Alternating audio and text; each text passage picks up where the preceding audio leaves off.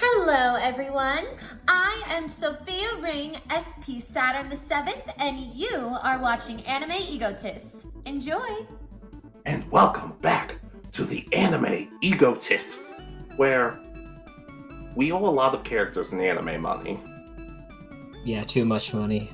I've made so much debt.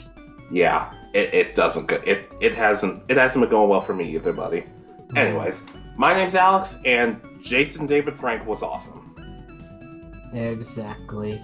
And just remember, if you need help, please ask. The people around you will care. Yeah. Heck, talk to us and we'll be glad to listen. But we love Jason David Frank, and we also love Pokemon, isn't that right? Exactly. Maybe a little too much. A little bit. Another reminder, if Dawn from Pokemon asks where I am and where her money is, just don't say anything. Just please don't. I wish you had said something earlier. She came by here.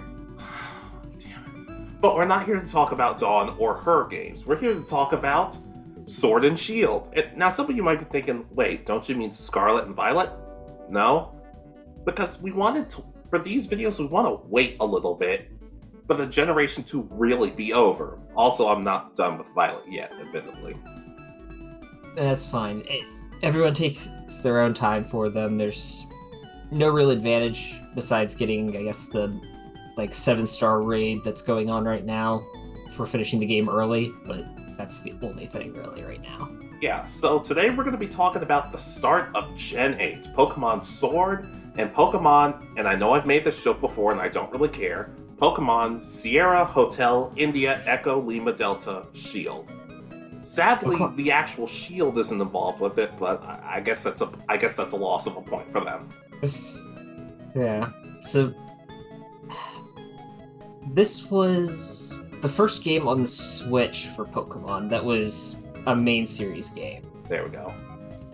I think there were two ports of mobile games or something that were on the Switch first. Well, there was also Let's Go Pikachu and Eevee, which I would love to talk about at some point, but there was also that. I keep forgetting that game even existed, even though I own it and have played it all the way through. Yeah, same. All right. So, what were your initial thoughts when the game first came out? All right, let's get this out of the way. There's no national dex.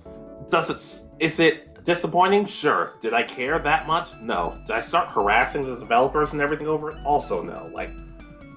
As great as it would be to have Pokemon from every single game in one singular game, it's not the end of the world for me. Like I said, I like experiencing the game with new Pokemon each time, so it didn't bother me as much as everyone else.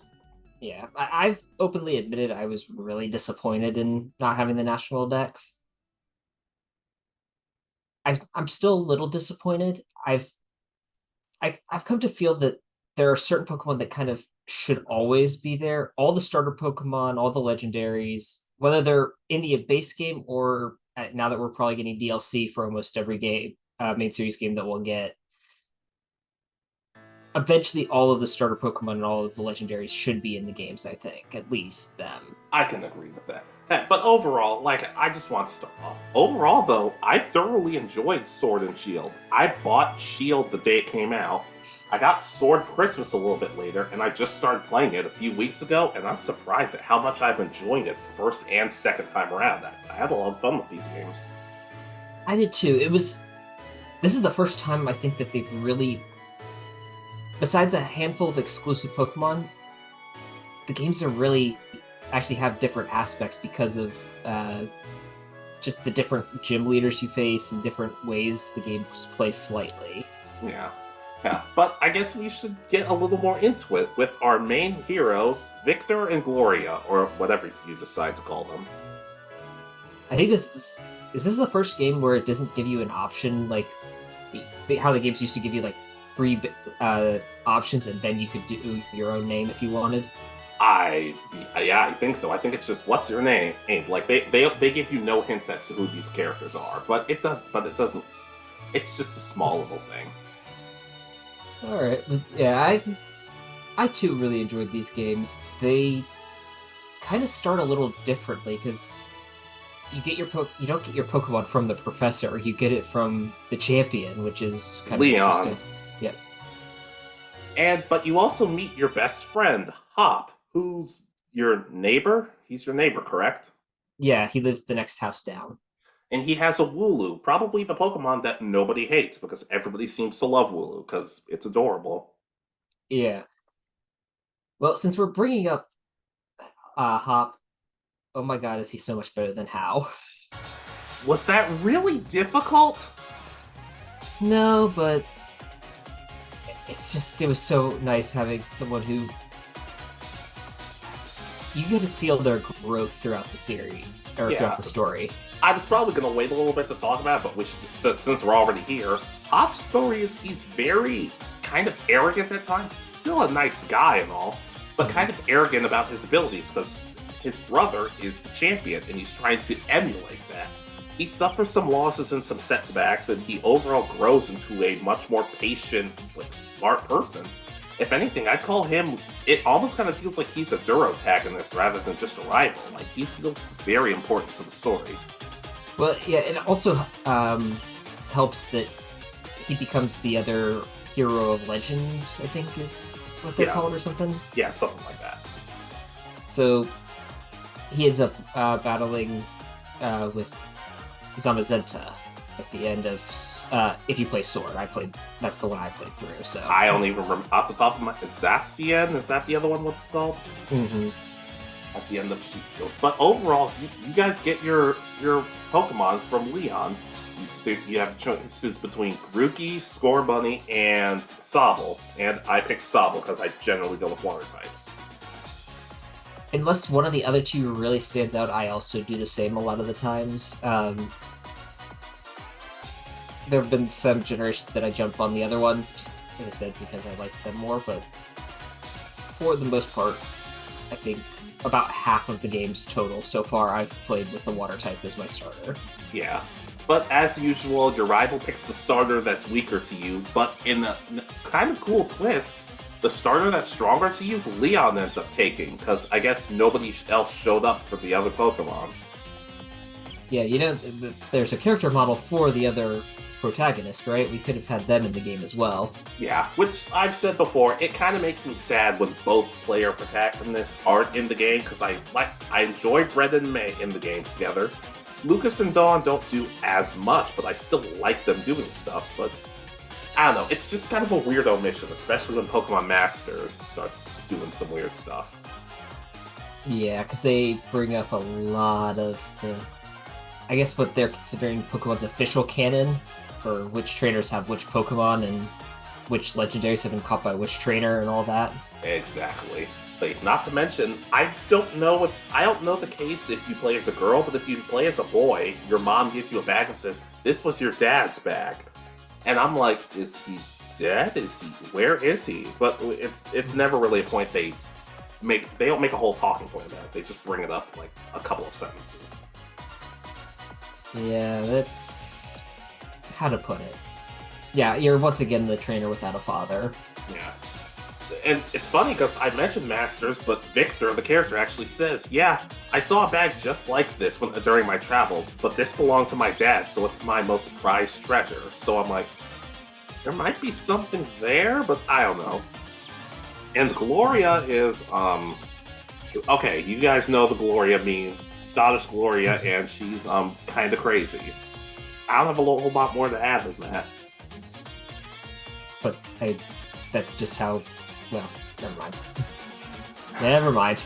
Anyways, but you meet the champion Leon, and unlike most games, the champion is introduced very early on. You know immediately who he is. Mm-hmm. And in Journeys, they actually do a great job portraying him because he's this kind, wise, powerful trainer who everyone looks up to, but he's also kind of an idiot. Yeah, he has no sense of direction, is the correct wording of that, I guess. Yeah, and if you spin around up in a circle, you can do his classic pose, and in some cases that helps you evolve Pokemon, but we'll talk about that later. Exactly, and so if I remember correctly, he then invites you to go meet with his childhood friend, Sonia. Perfection. Yeah, Sonia. Yeah, her. I really like Sonia. I like how she's not necessarily the professor, but she's kind of just on her own kind of journey, and her grandmother and everyone keep bringing up, what are you doing with your life? What are you doing with your life? You see what Leon's doing, and she kind of gets a complex about it. Yeah, she doesn't know exactly what she wants, and this is actually a really good lesson that her story teaches. Because I'm guessing they're probably what, their early 20s, I her believe and so, Leon. yeah. So her overall story is about discovering yourself, but not necessarily pushing it on you where you get asked those questions. What do you want to do? How do you want to be? Just, you don't have to know in your 20s. Heck, I'm 27 and still don't fully know. You're 20, you're that old? Yeah. Yeah, that's horrible. But also, it's just passion for her because she kind of starts figuring out the story of the legendaries. He's like, oh, the day of legend or whatever it's called. Like she's very involved in the legendary process, and even when you guys end up meeting legendary Pokemon very early in the game, sure you don't know it's legendary at first, but we'll get back to that point in a bit. Yeah, this is like the earliest game that they're introduced, if I remember correctly. Like they're just, In a sense, yeah, it's pretty close at this point, but yeah, you meet the legendaries pretty early on. yeah. That doesn't mean you have them on your team the entire time, but No. Oh, but you also meet her grandmother, Professor Magnolia, who's kind of still pushing Sonia. Not overly mean, she's just trying to get her where she needs to go. So, after talking for a bit, you also end up in probably one of the biggest things they had, the wild area. yes, this is a massive area right in the center of the map that's pretty much free roam. There's no loading screens here unless you're going into another town or setting up your picnic or camp. I guess it's that in this game. Yeah. Ultimately, I was really happy with the wild area. You get to catch a lot of Pokemon relatively early on. The only kind of problem is there aren't a lot of Galar-specific Pokemon in the wild area. You have to go into like towns and caves and that sort of thing, but I still found it enjoyable, especially considering they have the kind of drawback of, if you go into a certain area, you can't catch those Pokemon because they're way too strong. Yeah, about what? 2/3 of it are locked until you beat the first 3 gyms, and then you unlock the next, but then there are still some Pokemon that are, they say, too high a level for you to catch. So yeah, you can still beat them, it's just a matter of catching them, which I guess works for training purposes. Not only that, but you can make curry with your Pokemon and camp with them. Probably the thing I spent way too much time doing, because I wanted to learn how to make curry at the time. yeah, it was a fun little addition. We may compare it a little bit to the Gen 9 mechanic and just go over what the slight difference is, but I like curry more than sandwiches. I was going to talk more about like what you get with sandwiches versus what you get with curry. So Okay, sure. um, so the new mechanic with sandwiches in Gen 9, it's pretty much the exact same thing, except for it's a picnic instead of a camp. But based on the sandwich you make, you get 3 different kind of buffs for it. You can get more shiny Pokemon, better eggs more often, and you can increase your encounters with a specific type, the size of a certain type, and I believe the power of certain types. There's might be more to that, but I can't remember it all. Something like that. I don't remember all of them. And curry is basically just friendship and experience points. Mm-hmm. It was the first time they tried something like that. It's something basic is fine. Yeah, I think it was a good start. I kind of wish curry had continued because I found it more fun to make than the sandwiches are a little bit, but Yeah. Plus, it's easier to mess up with the curry. If you mess up making a sandwich, something is very wrong. But we'll talk. Especially how everything just falls off onto the plate. It's like, nope, you can't use that. I'm like, it's on the plate. Just let me pick it up and put it. It was weird. We'll talk about Scarlet and Violet, I'm sure, at some point. eventually. But you get through the wild area, and there's also this ceremony where you're basically getting inducted into basically the gym challenge. And I'll Mhm. say they did a really good job of making this feel special. Like every other game, it's oh, why don't you just go through the gym challenges or whatever. This feels like if you're going for the gyms, this is a big deal. There's a Mhm. ceremony. There are uniforms you wear for the battle. It just felt very different. This might have been my most fun gym challenge in all of the games, in all honesty. I can agree with that.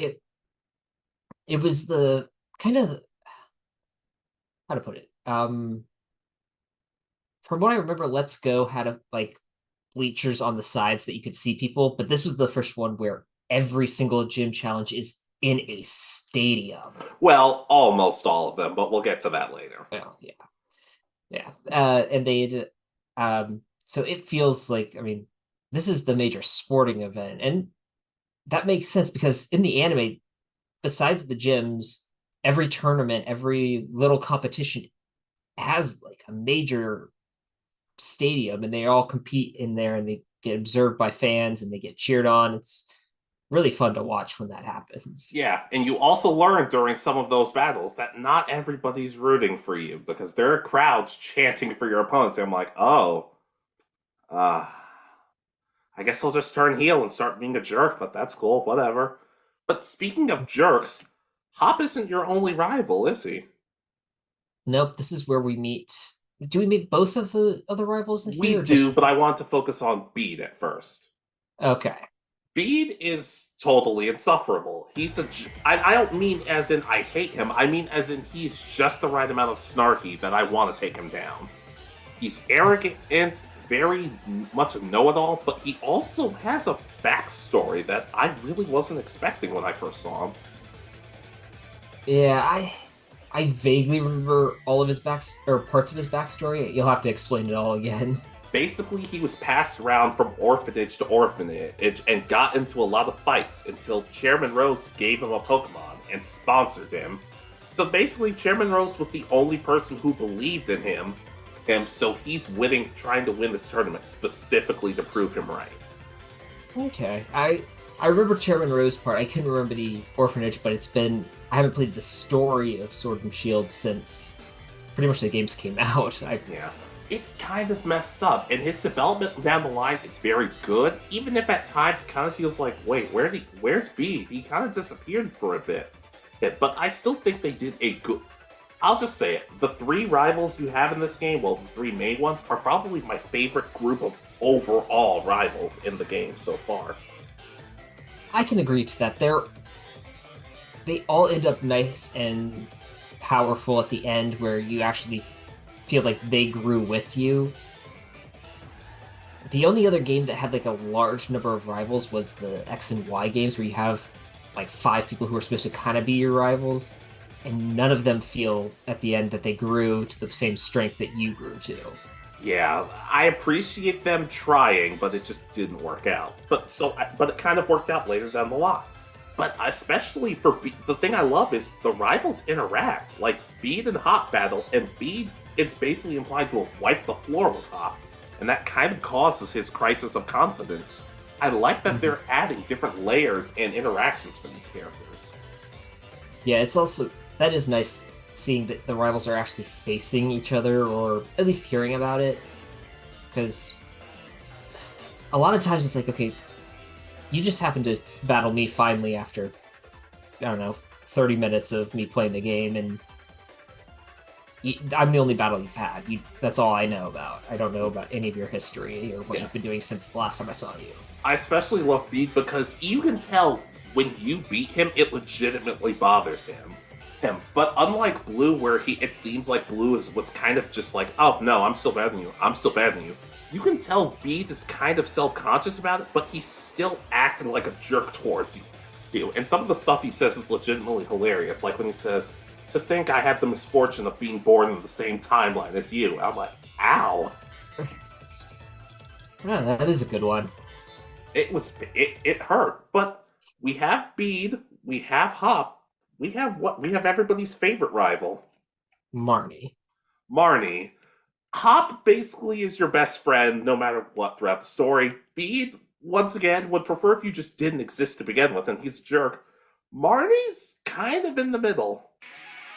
Yeah, she's got a very unique reason for wanting to win and become champion, or at least become a really strong trainer. And I kind of like the fact that she has a unique story versus a lot of the other rivals who just want to either get strong, want to be the champion, want to have this or that instead. So I kind of liked hers with wanting to take over her gym.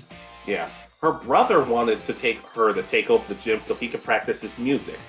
He is Piers, and he is awesome. But she wanted to bring more prestige and like notoriety to her hometown, Spike Mount, because it's kind of a wasteland where it's at. They don't even have a stadium or anything when you get to the gym. You just show up and Piers is like, well, I guess we're battling. We're not gonna do the Dynamaxing thing, so let's battle. Yeah, this is well, you brought it up. So the main gimmick of this game is the Gigantamax / Dynamax Pokemon, which is where you just make them giant. Some Pokemon form change when they become Gigantamax, and then every Pokemon has a Dynamax form, which is just larger. Yeah, they all have, and some of them have like unique moves with cool abilities. Like this move attacks, but it also protects your team from like weather damage, something like that. A lot of them felt unique enough. The only problem early on is that you couldn't unlock a lot of these forms until the DLC came out. Yeah, they had the occasional event where you could get like insert a Machamp that had its Gigantamax form with its unique abilities. But if you missed the event, you either had to really hunt for one that had the Gmax ability, which was like a much harder thing to do than people I think remember. And then, but once we got the first DLC, the Isle of Armor, we got Max Soup. Yeah, and you had to find 30 of those damn mushrooms. They could have cut it down to like 10 or 15. I think that's why they mentioned that in the games, is why this or not in the games, in the anime, where Ash goes, well, I've got this mushroom. Oh, you need 2 more. Oh. So they constantly are hunting for these things that it's like, well, no, it's large enough there. I think we're good. Yeah, and not to mention, all of your rivals and all the gym leaders, besides Piers, have their own like special, unique Pokemon for the challenge. It makes it feel like everybody kind of has their own ace, and that's cool. But when I first saw it, I thought Marnie's Morpeko was going to be her like Gigantamaxing, which didn't really end up happening, but I like what they went with her anyway. Yeah, I forgot what the final form is. Grimmsnarl? Yeah. I could remember Impidimp, but I couldn't remember Grimmsnarl. Yeah, and she, with a lot, kind of going back with Barney, she's kind of showing, hey, I'm sorry. I guess we also have to talk about Team Yell at some point. She's kind of showing, look, to the player, I don't hate you. I have nothing against you, but I don't really want to be your friend either, which is hilarious because her Morpeko ends up loving you. Mm-hmm. But speaking of Team Yell, I liked them a lot more than I thought I was going to. Yeah, so they're kind of Marty's cheerleaders. They follow her around, cheer her on. From my understanding, they're fans of Pierce's music and want him, and because he wants Marty to succeed him, they want Marty to succeed him as the gym leader. Basically, yeah. And while they're not necessarily a quote-unquote evil team, towards the end of the game, they do start to provide and do start to help along the story. And they're one of the most realistic teams because they show it doesn't matter what you support. If you're super toxic and annoying, people will grow to hate you regardless. Okay. But not Marnie, because honestly, like I said, I like all 3 of these rivals. Mm-hmm. Yeah, this is the best group set of rivals I think that the games provide. There's other games that may have better single rivals, but that's neither here nor there for this game. Yeah, but I guess we should also kind of talk about the gameplay. Ultimately, I really like the wild area and a lot of the stuff it provides, but at the same time, whenever you get into towns or go into caves, you kind of lose that ability for the open worldness, whatever. It Mhm. did feel kind of strange. I didn't get used to it for a good bit. Yeah, it's really weird having a game that's almost trying to be open world, but then has large sections of the game that are just so linear. Um,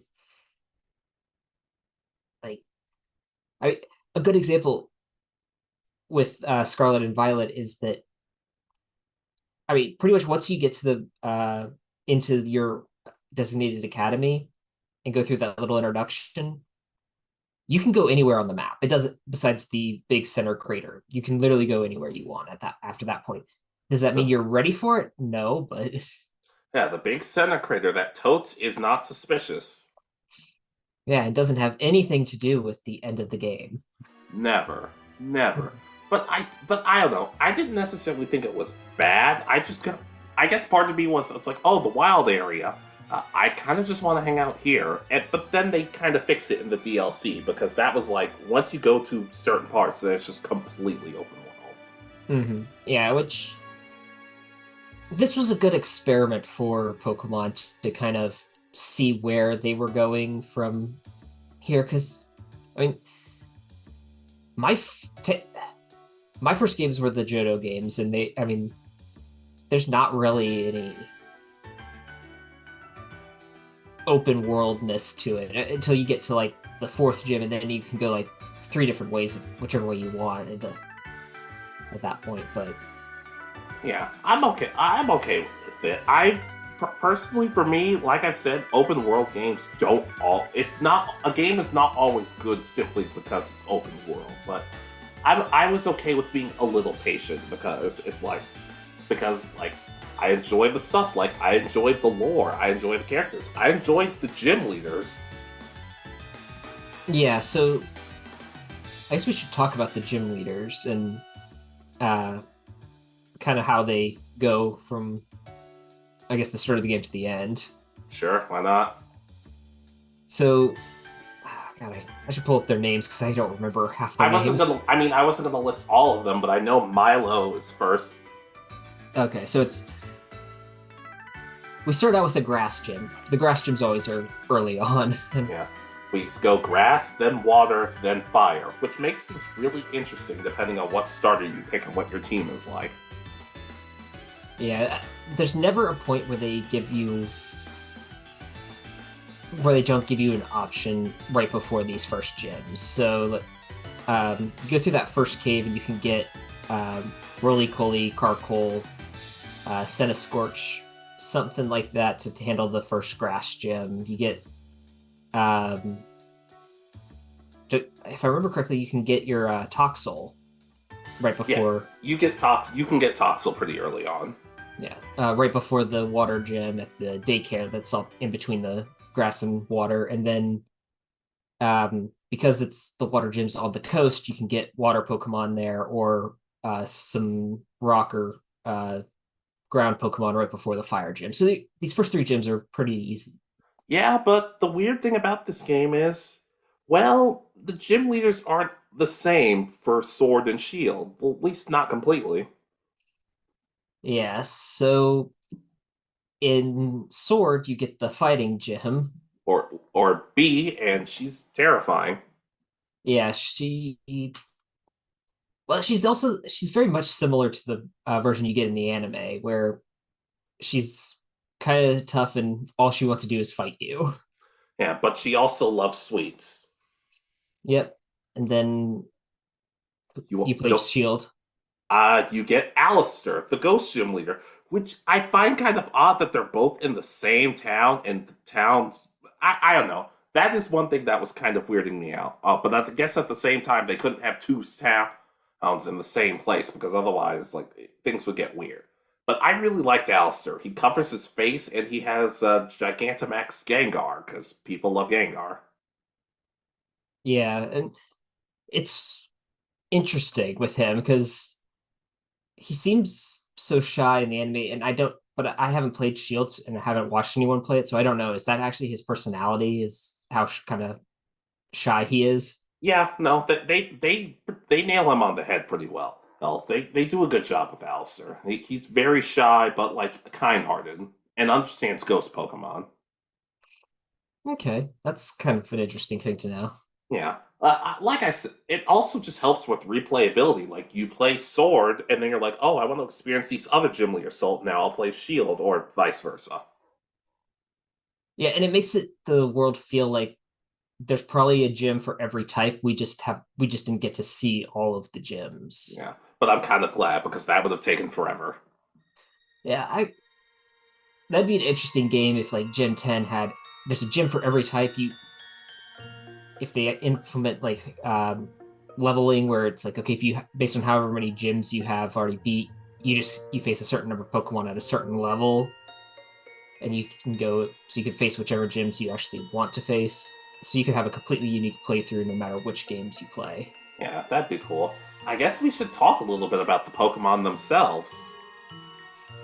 Okay, so I will admit this game has one of my absolute favorite Pokemon, and that's Corviknight. I really loved Corviknight. Okay, I have my team for Sword and for Shield if you're interested. Okay. Okay, I'll for Shield it was Inteleon, Corviknight, Orbeetle, Toxtricity Amped form, the yellow and purple form, Dracovish, and Noivern. But once I got Urshifu in the post game, I had to bench Noivern because I like to use new Pokemon, but I've never used Noivern before. I've come to discover use like 5 brand new Pokemon and one Pokemon I have never actually gotten to use from an older game. Yeah, yeah, but I don't know. I ended up really enjoying my team. I don't know. It kind of got to the point for me where it's because we all know the jokes or the memes of, oh, your starter Pokemon is the strongest. Your starter Pokemon's the one that does the most damage. I think that might have been the case, but I don't know. Toxtricity was kind of dangerous. Yeah, with it having the unique poison electric type was interesting. I found it very helpful for my team as well. And it looked like such a delinquent, but then it would stare at me and give me a smile. I'd be like, oh, you're so adorable. That's what I love about Pokemon Camp. You get a lot of different interactions between your team. Yeah, I didn't use it nearly as much as I probably should have because doesn't it also heal your Pokemon with when you do It stuff like that? does. And apparently, if you wait around long enough, wild Pokemon will come up and offer to join your team. But that never happened with me. Yeah, I really didn't use the camp that much. So my first and only playthrough, I also used Inteleon and Corviknight, were the first 2 Pokemon I had. I also had I ended up using Colossal, the cold Pokemon. I also had Toxtricity. I got the whatever the other form is. Low key? Yeah, as my first one, but it ended up having a really bad I forgot what the personality, whatever it is, that changes its stats. So it had like no special attack at all, and that's Oh, what it wow. mainly uses. And so I ended up I caught the amped form while I was once I unlocked the next area and used that one just because it was the one it had a better ability and or better stats than I could use. Um, what was the other Pokemon? Oh, Flaffle. I used the Apple Dragon Pokemon for Sword. So that one was unfortunately weaker than I wished. I really liked the design of it being a worm in a apple, but I was disappointed in the end because it really held my team back, unfortunately, in some battles. Is that all your Pokemon? That was my main team. If I remember correctly, I ended up using Zacian as my final uh, Pokemon, but I had to wait uh, till the post game to get that. So Yeah. And for I didn't end up finishing Sword before Violet came out, so I had on my Sword team Rillaboom, Copperajah. I also got Flapple, I got a Rainbow Alcremie, Arctozolt, and Colossal. Okay. Speaking of Arctozolt, the fossil Pokemon in this game are flippin' weird. Yeah, they're each one is half of a fossil that was a different one, and for some reason it actually resurrected. But they're I just imagine them sitting there twitching and saying, "Kill me." Help me! Like you have a dragon combined with a fish. Like it seems like I would there should be a malpractice suit or something because this woman is combining these fossils and it's not going great. Yeah, I kind of hope that we get another game where we get the correct versions, like that we get the completed fossils. In one, it's a yeah, my sister's living in the Galar region, and she's kind of crazy, but she also does what I do, which is resurrect fossils. And we get, but here I found these fossils, and she puts them together correctly, and we end up with the legit Pokemon. As long as there's one other sibling who's like, oh no, what happens if we combine all four fossils together? Let's see what happens. That'd be interesting because we get a very unique and probably overpowered Pokemon. I would still take it. I'm not gonna lie though, a lot of the designs of these Pokemon I really like. Like Alcremie, for some reason I grew to love Alcremie's design. Especially since it's like, oh, depending on what suite you give it, when it evolves, it'll have this with it. But you also have to spin around and do the Leon pose for 30 seconds to get up. It's a weird way of doing things, but it kind of makes. I like that it's unique. It's adding more unique ways of evolution besides just give it this item and trade it and hope someone gives it back to you. Yeah, it was cool because we also got the Galarian. I forgot what the base form is. It's Brunagigas, where you have to take it to. It's I believe Yamask is the first form. Oh, okay, yeah, I know what you're talking about. Yeah, where you have to take it to a specific point and level it up there to get it to evolve into the Galarian form it has at the end. Yeah. I do feel like maybe we could have gotten a couple more Galarian forms besides just Meowth, because I feel like I'm gonna be honest. I love Meowth as a Pokemon and I love Meowth as a character, but I don't like any of the evolutions it has. They're all just kind of there. I definitely like Berserker better than the Alolan Meowth and Alolan Persian, just because it's at least its own Pokemon. Heck, I don't even remember if it was in Journeys now that I start to think about it. It probably has like a minute or two where it shows up, hits Meowth for something, and then walks away. I guess I couldn't remember, to be completely honest. But throughout the story, you kind of learn that there's this, that they're talking about the Day of Legend a lot. Like two heroes or two Pokemon or whatever saving the Galar region several years ago. Oh, and it kind of involves, well, Hop, because like you said, he's going through this crisis of confidence and he feels like he's not catching up to you. He's disgracing his family, and it ties into the end of the game really well. There's also Bede, who tries to destroy one of the monuments for star power to fill the gauntlet thing for Dynamaxing. And he ends up basically getting kicked out of the tournament, and it messes with him something fierce. Yeah, but it's interesting because he destroys. I think it's supposed to be a mural of something, but then. Yeah. And he gets kicked out, but then you and we've already talked about her, the Professor Sonia, go and look behind it and discover that there's actually a statue and with two Pokemon. Yeah, so technically Bede helped save the day.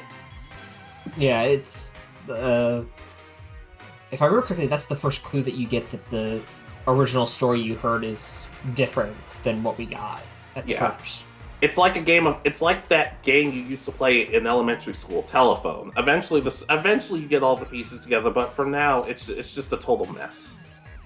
Yeah, you get so yeah, I think the first story is that it's one person and his Pokemon, and then it becomes it's one person and two Pokemon, and then um, we run into Raihan, who opens the gallery for us, and Sonia, we discovered that there are two trainers, and it's like, Yeah. okay. Yeah, and I will say another thing about the gym league, and I'll get circle back to that. But a lot of the gyms have these challenges beforehand, like, oh, get all of these woo into, or hey, there's this quiz you have to do that Opal makes you do. So it's like, how old am I? 18. That's very flattering, but I'm actually in my 70s, so you're losing points because technically you gave me the wrong answer. I just can't win, I guess. But if I remember correctly, you also lose points if you tell her, "Oh, you're 70." I think so. I think so. Yeah. Well, you're just a, she says like you're a cheeky person or something. Yeah, yeah, but she also relates to Bede's story because Bede uses psychic Pokemon, but after he gets kicked out, he gets kidnapped by her because she's wearing because his favorite color is like pink and purple. And all of the Pokemon he already has Psychic. either, well, they're psychic or have the potential to be fairy type. Yeah, so to make a short story long, it ends up with him becoming the new gym leader of the new fairy type gym leader of the region, and he's grown to respect you, and in some cases he might even like you, but he's never going to admit it. Yeah, he also has he shows the most growth, I think, of any of the kind of four main characters because he goes from such a cocky person to being a not necessarily kind, but a more, I don't really know how to put it. He seems it seemed like even when he was cocky early on, it felt like his quote unquote happiness. It kind of felt forced, like he's just showing off. Now he feels legitimately happier because like he just does. Yeah, it's kind of he discovered a purpose, as you said, with his orphanage backstory. He didn't really know what he was to be, and now he's finally figured out what he's going to be for at least the foreseeable future. Yeah, he kind of reminds me of Chaz from Yu-Gi-Oh! GX. Starts off super cocky, ends up falling, and he's still cocky by the end, but he's humbled. He's humbled himself a bit.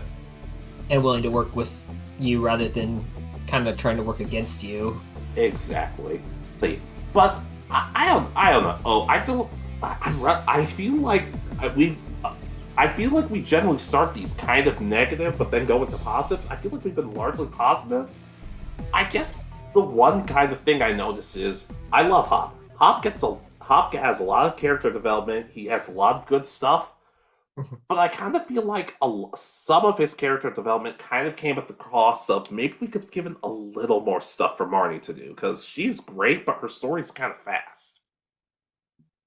Yeah, I'm trying to remember how many times we battled her. I mean, it's about the same number of times, but she never feels like the others where it's continuing throughout the rest of the story. It's like we get a bit at the beginning, a bit in the middle, and then a bit at the end where it's like we get like 30 minutes where we get stuff happening to Hop or stuff happening to Bede. Yeah, yeah. I guess the thing for me is I still really like her. I like how when Team Yell shows up, she's like, "Yeah, stop, stop," and she's like, "Guys, I'm sorry for any." Like that's the weird thing. I thought she was going to be kind of mean spirited when she showed up, but no. If anything, it's the opposite. She's very kind. She just doesn't love the player at first until Morpeko kind of turns around, like, "Oh no, he's the best. He or she is the best." Yeah. God. Then so let's I guess finish up with the gym leaders. We didn't finish all of them. So you went over Opal. We get the other gym that has two different leaders for based on which games you have. In Sword, it's Gordy, and in Shield, it's It's Melanie. Melanie. Don't. It's Melanie, everybody's favorite gym leader based on the internet. You Well, don't want to know. You don't want to know. and it's said that Melanie is Gordy's mom, and or that's kind of what it's implied to be. Yeah, that's what it is. Which I think would have been absolutely hilarious if we'd actually seen it in the anime, but we don't, unfortunately. I kind of feel like in a way that's what the anime should be doing if they're going to use stuff from the games. The game should be like we don't have to talk. Like I don't necessarily mean these characters. I just mean Tierno, Trevor, and Shauna. Nothing in the games. Tierno, Trevor, and Shauna in the anime are actually interesting. They develop them. So if anything, I kind of thought that this would have been the series for Hop, Bede, Marnie, you three get out there and do some stuff in the anime. And they're just like, no, no. I'll be in the background. You can't actually see me, but I'm there. Yeah. Well, Bede, Victor, and Gloria get even less in the anime, which is to say, nothing. Yeah. I think it would be absolutely hilarious if like it's one of the tournaments for the master, like for the Masters 8 or whatever the tournament is, and World Coordination Series, and Ash faces Gordy in like the semifinals and beats him, and Melanie runs out and goes, "Oh, Gordy," and she's like wiping his face, and she's like, "Get off me, please, Mom." And she's the final one Ash has to face in the tournament. Oh god, that would have been great. Hey, but at the same time, though, things don't stay great. There ends up being a disaster because I said before that Team Yell aren't necessarily the bad guys. If anything, they try to support you when the world starts going to hell. And who's the villain? None other than Chairman Rose and his assistant, Oleana? Close enough. I have no idea how it's pronounced either. Yeah, the second I saw her, I'm like, something's up with her. Something's up with her. Yeah, she always seemed testy when you run into her as just early on in the games. She's the stereotypical assistant for someone important, trying to keep them on time when they don't want to be on time. Yeah, everybody's basically just Leon in this game. No one really likes doing their job.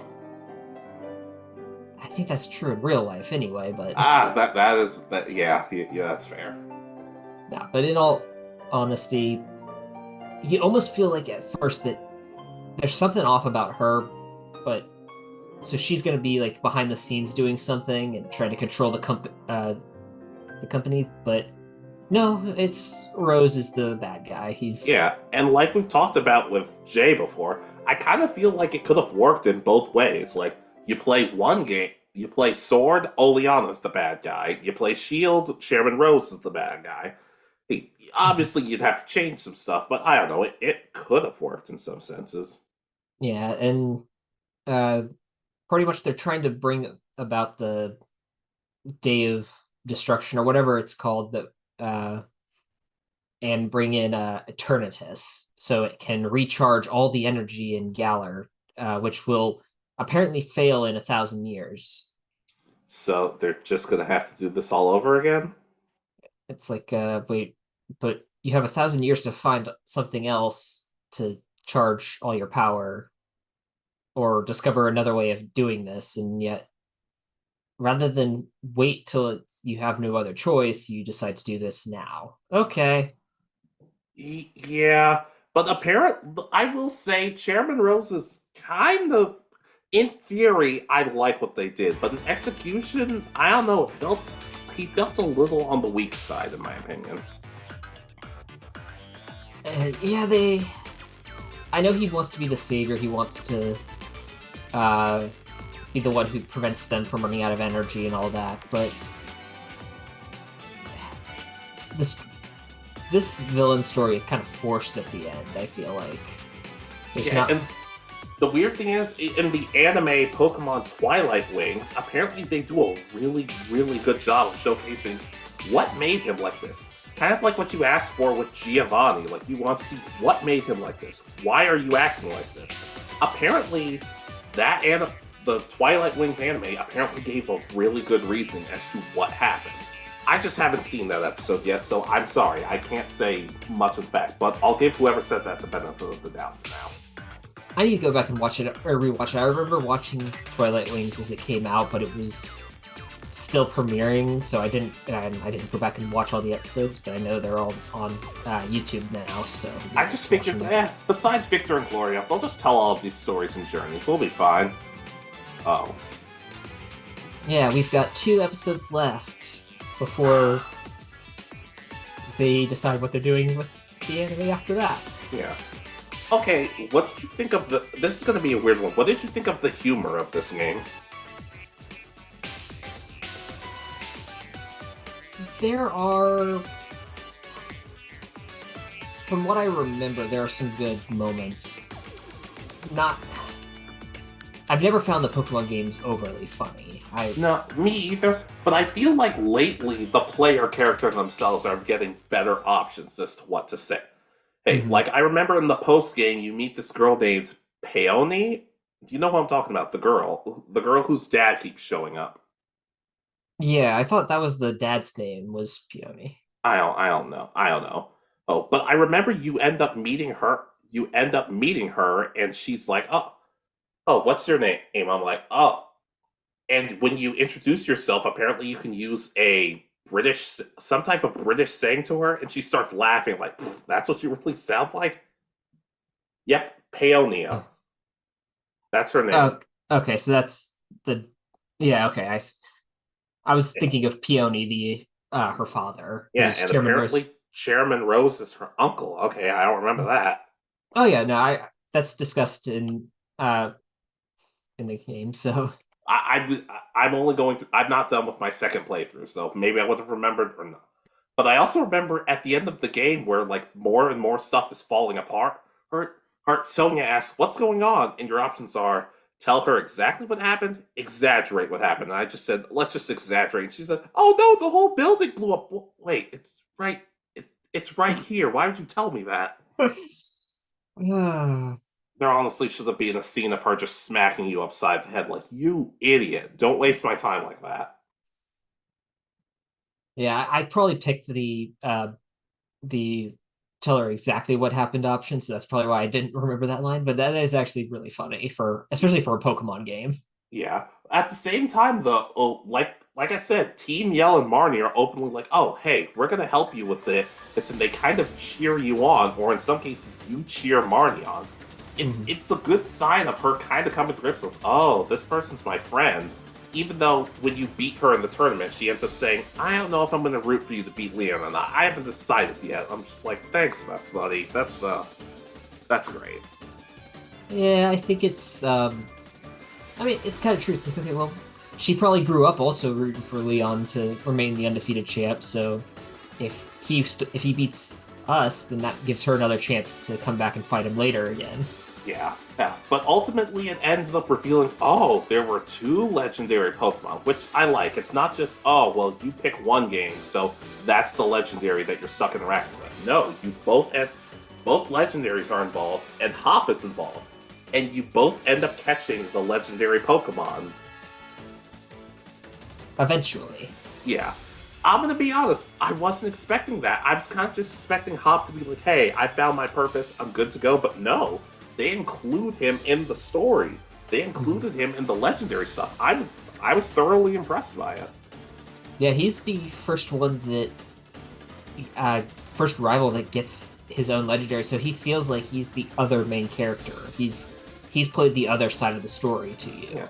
Yeah, but that's, in a sense, that's kind of a problem for me. Okay, so Bede wants to prove himself Bede basically wants to prove himself from the time he's in the orphanage to Chairman Rose supporting him to when Opal's supporting him. He wants to prove that he's worth it. Hop wants to prove basically that his family is just as good as everyone says he is, if not better. Marnie wants to prove that her hometown has a lot to show and that people should pay attention to it. They all have really good reasonings for wanting to win, and you're just there. Well, my best friend wants to do it, so I'll do it too. It's this conundrum of, if your best friend jumps off a bridge, will you jump too? I mean, hey, he said he would be fine, but no, I guess the thing is, I kind of feel like, I don't know, I feel like this would have been a good game to kind of do like an alternate, not necessarily an alternate route, but maybe just a cutscene of, oh, show what happens if Hop ended up winning, or Bede, or Marnie, like those, just a cutscene or something, like if you lose to them, and it's like, oh, Oh, all these people went to Spike Mouth? Marnie's the champion now? That's cool. That's nice to see. Like, it doesn't have to affect the game long term, but, like, it just something, because I start to feel bad, because I'm like, dang, I'm just here just because the game told me to. See, you say that, but then I automatically thought of like, okay, so we get like a Fallout kind of ending where based on the faction you choose and all this other stuff, you get like a whole bunch of different images and describes what happened. And I just see like, okay, Marnie becomes champion because you lose to her, and Pierce ends up becoming the bad guy and trying to take over the region because Marty ended up becoming champion. So he's now like, well, now I'm stuck as the gym leader, and he's now attacking everybody, trying to get destroy the Oh, God. region. I mean, maybe, but at the same time, though, there's a good to fair chance he would just shrug it off and be like, hey, the gym's closed, come back tomorrow, unless you want to join us for band practice. And then everybody just joins Team Yell. I could also see like B becomes champion. He pardons Chairman Rose, who proceeds to redo the same exact experiment and destroy Galler. That's horrible. But in all seriousness, you understand kind of what I mean. Like they all have reasons, and as a player, I kind of felt like a horrible person because I'm like, I know they would hate me if I held back, but I kind of want them to win instead.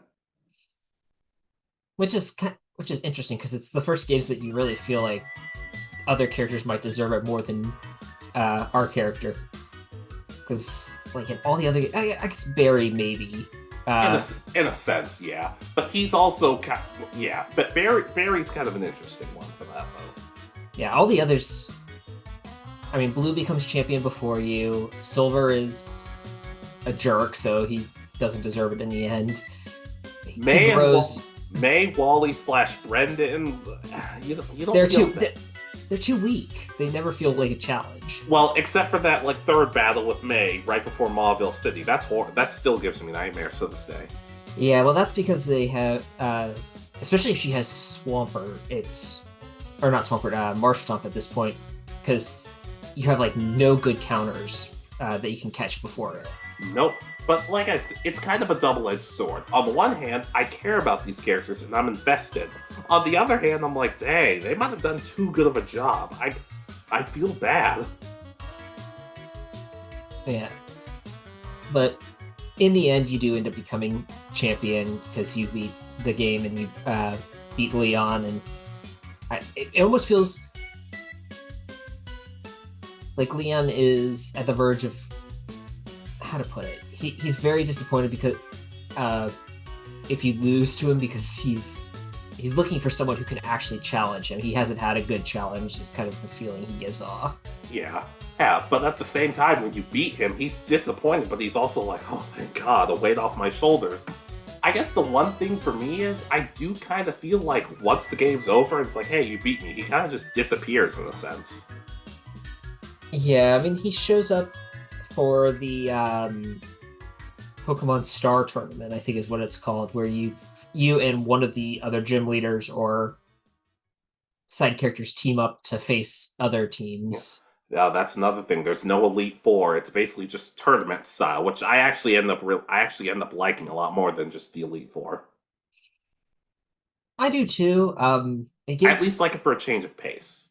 Yeah, and from my understanding, the games can be unique because you can face, if you do just a regular tournament again, you can face different opponents. Yeah, so you don't always feel like you're going to face the exact same teams over and over again. You could face Milo in the first round.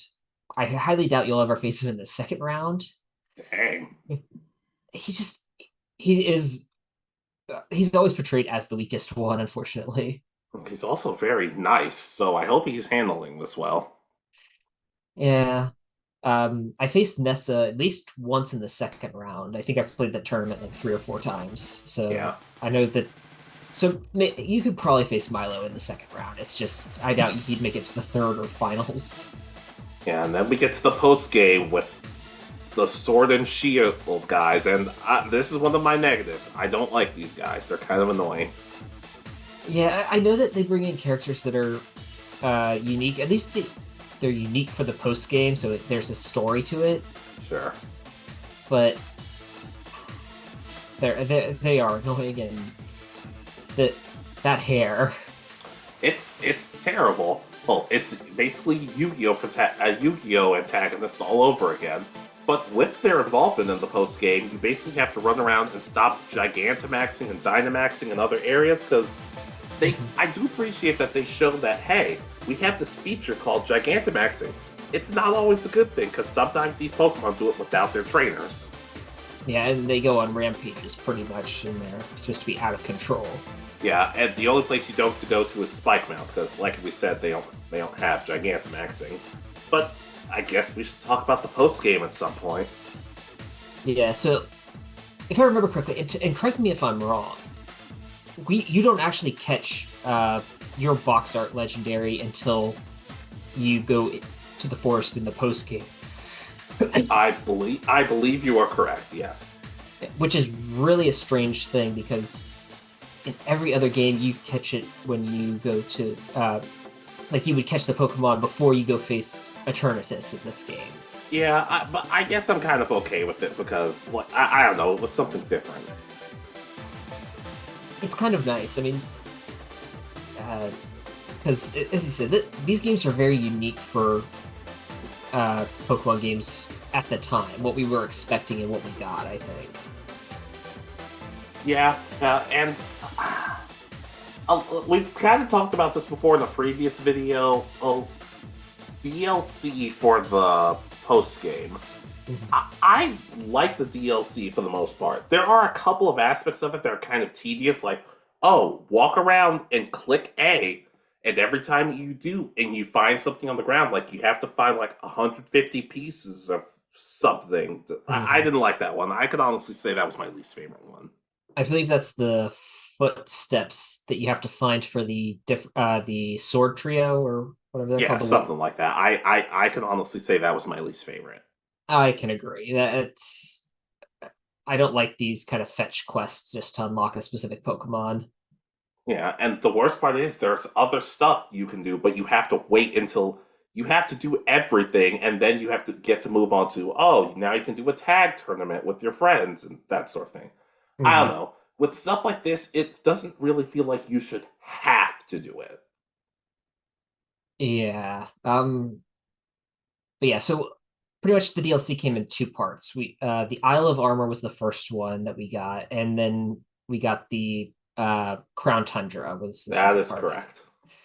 And both came with an increase in the number of Pokemon you could find in the games. I think they added about 100 in each one, roughly. Something like that.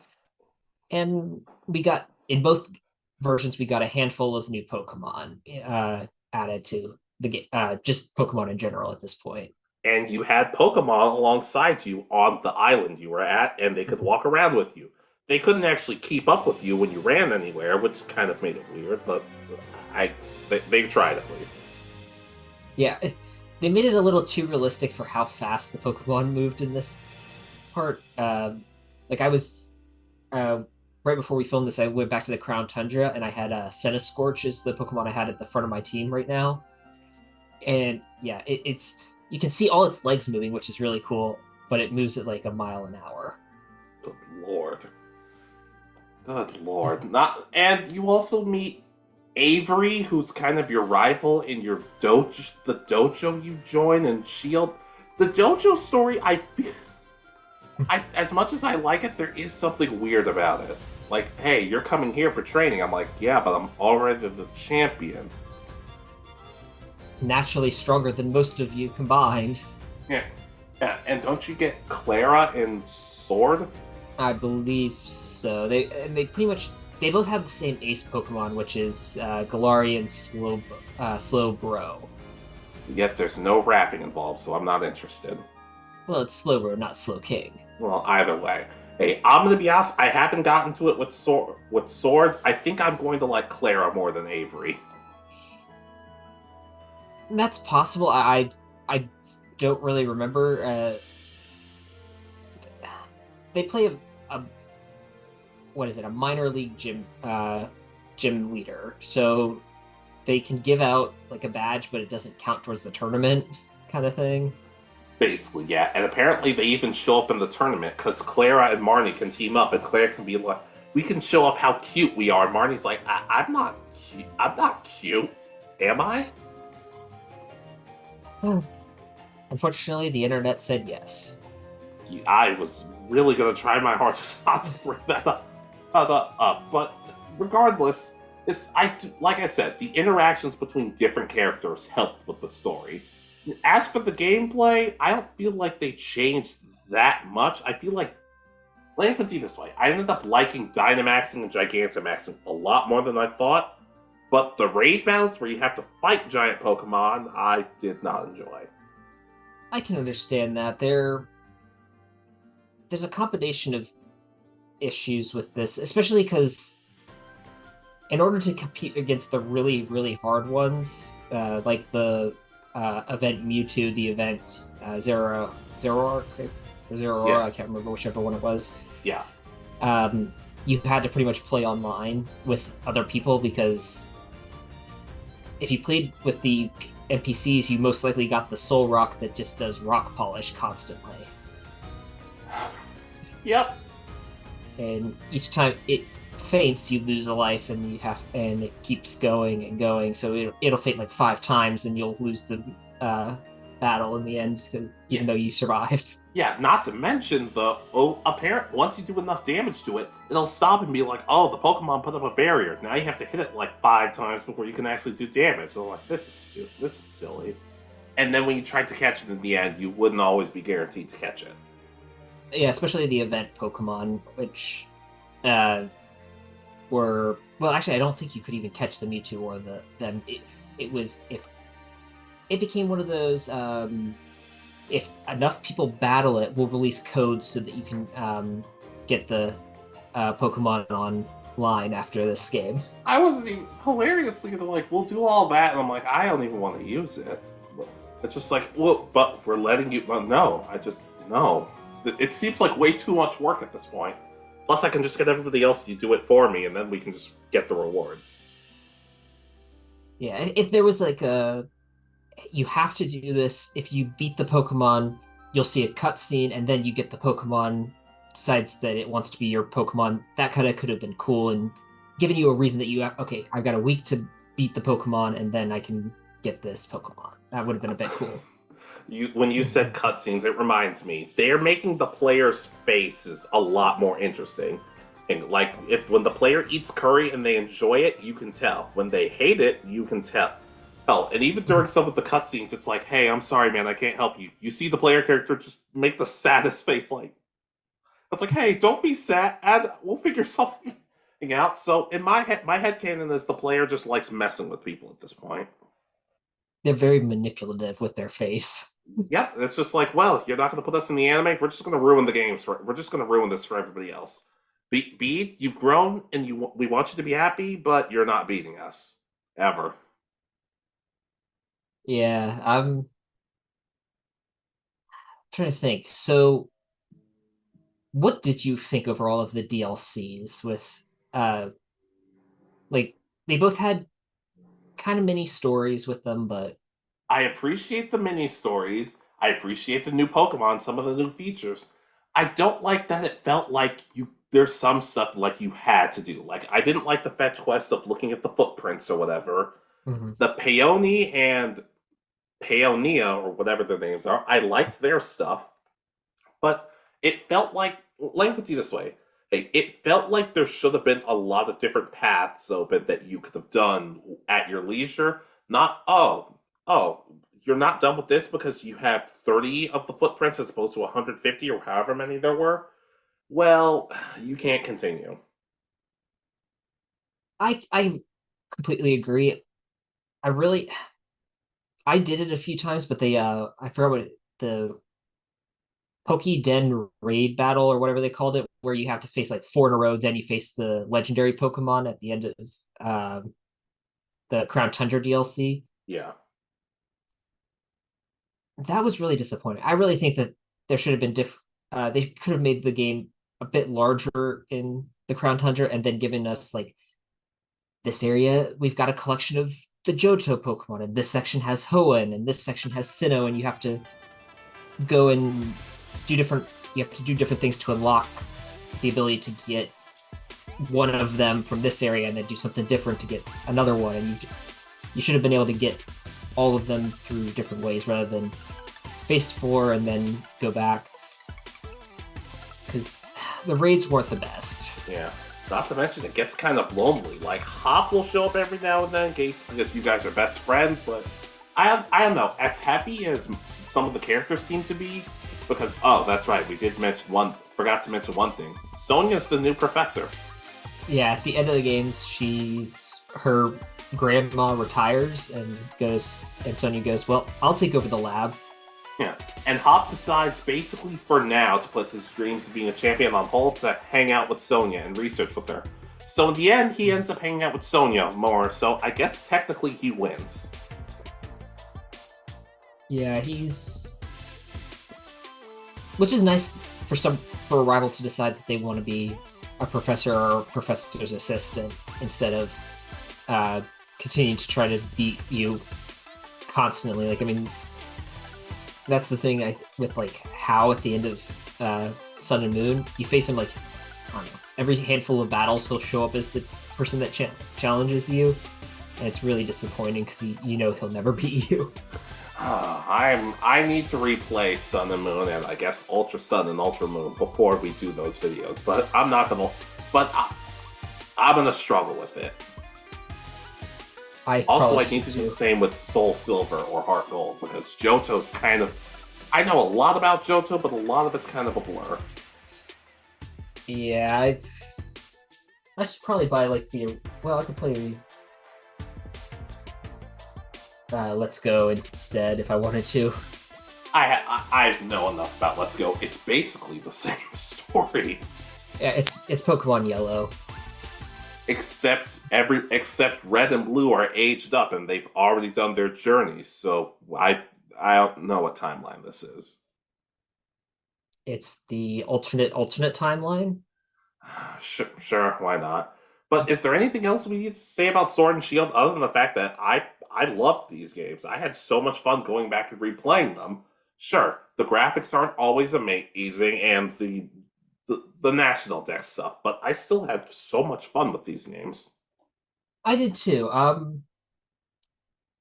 mean, this was the first games. I had a lot of firsts in Sword and Shield. This was the first time I was able to breed a shiny Pokemon. I got a shiny Charizard that I specifically bred for. I got my first shiny legendary that I know is 100% legit in a shiny Ho-Oh that I got in one of the raid events. So I had a lot of fun with these games. Yeah. And I'd like to think that eventually at some point people could realize, oh, it's not just the National Dex thing, and give it a chance. If you still don't like it at that point, that's fine, but I don't know. I like to think that each series of games has something good about it. Yeah, they all have introduced bits and pieces that I really liked, especially having now gone back and played some of those games that I used to say, well, I don't like them just because they weren't the games I liked. Yeah. Which is why I tried giving Black and White and Black and White 2 a chance, because that was during the time here where I was kind of getting out of Pokemon, and I wanted to give them a more fair chance. Exactly. I think we both had the same games that we said we didn't care for. Going back, those are fun games. Yeah, all of the games are fun. Now, that being said, when we go back and we have to review the Gen 2 games for you and the Gen 3 games for me, I feel like one of us is going to have to be... Then more negative for... Yeah, we're going to balance things out. And the other is just going to have to deal with that, unless you guys want to hear us fight on the podcast, which I'm open to do, but still. Okay, I kind of like the idea, so I'll try to come up with stuff for Hoenn that isn't necessarily the best, and you do the same for Johto. Already am. I've been playing this for years, since 2006. We didn't even know each other then. I didn't know what a podcast was in 2006. Yeah, and now everybody knows what a podcast is, for better and sadly for worse. That's because everybody has a podcast now. If we can do it, so can you guys. Heck, I mean, y'all heard how bad our audio was originally. That's because I was recording on earbuds. Yikes! That was a dark. Forget the darkest day in Sword and Shield. That was actually what they were talking about. It's like, oh, the audio was horrible, which it isn't for Sword and Shield because the music's amazing, especially Yeah, the rival battles. yeah. I love the kind of soccer chant music that we get, which is really kind of cool. Yeah. Yeah, that's what because you hear Marnie's theme playing, you hear Bede's theme playing, you hear the crowd chanting alongside, and that's when you realize, oh God, I'm the bad guy in this. Nobody's cheering for me. Yeah, your mom's over there cheering for Leon still. Doesn't matter. That's horrible. That's horrible. He's the hometown hero. You're just the kid that lived next door to the hometown hero. They need to generate some booze for the next game. It's just like, well, do you try to get the crowd on your side, or you just lean into the booze and you're just like, come on, I can't hear you. Hey, little kid, what's that? You said you hate me? Guess what? You hate yourself most of all. So I did remember one more thing we probably should discuss. This game has the best character customization that we've had in any of the games. Yes, I love the customization.